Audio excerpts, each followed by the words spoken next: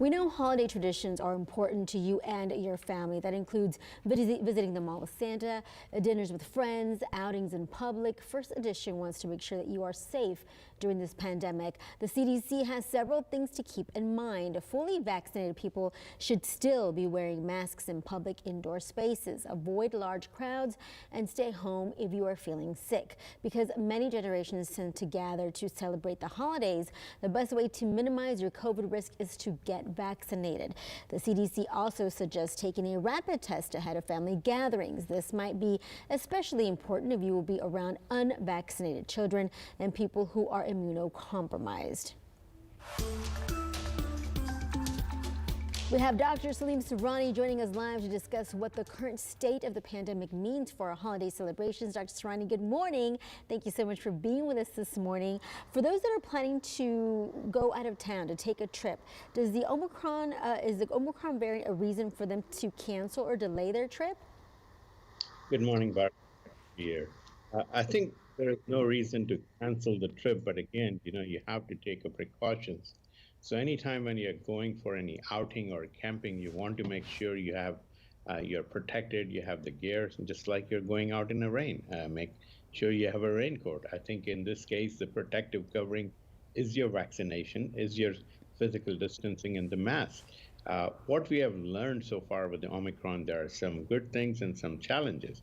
Challenges is it's very, very infectious and transmissible. If you look at the Delta variant, the doubling time was around 2.3 days. On an average, when it came in, it was very, very fast. When we are looking at the doubling time of the cases in South Africa, it is 1.5. So it means it is much more faster and more transmissible. But on the other hand, the good thing is that the vaccine is effective, what we are getting from Africa. It is not, it's not kind of, we are knowing everything about it. It's early to know, but what we are seeing is that the people who are getting hospitalized are the one mainly non-vaccinated people. The second thing is that what we really need to do is try to make sure that we protect ourselves. Even though this virus is not as lethal, what we have seen so far that the symptoms are mild. Most of the people who are vaccinated, they get mild symptoms. They're not getting hospitalized or getting in the ICU. But there's always a time lag of 1 or 2 weeks before we start seeing the surge. So the holiday is right next door. It's a matter of time. By the time the holiday is going to come in, we'll be seeing some surge, because if we are seeing the cases now, within the next 3-4 weeks, the number of the cases will continue to increase. The best thing is get vaccinated. And if you have a booster dose, do you get it? Because the booster dose does protect against, so far, what evidence we are getting against the variants. We will know more in the next 1 week or so when the genomic testing is done and see how the vaccines are holding against that. But try to do more outdoor rather than indoor. Try to avoid mixing too many families. If you're do it outdoor, and make sure everyone is vaccinated.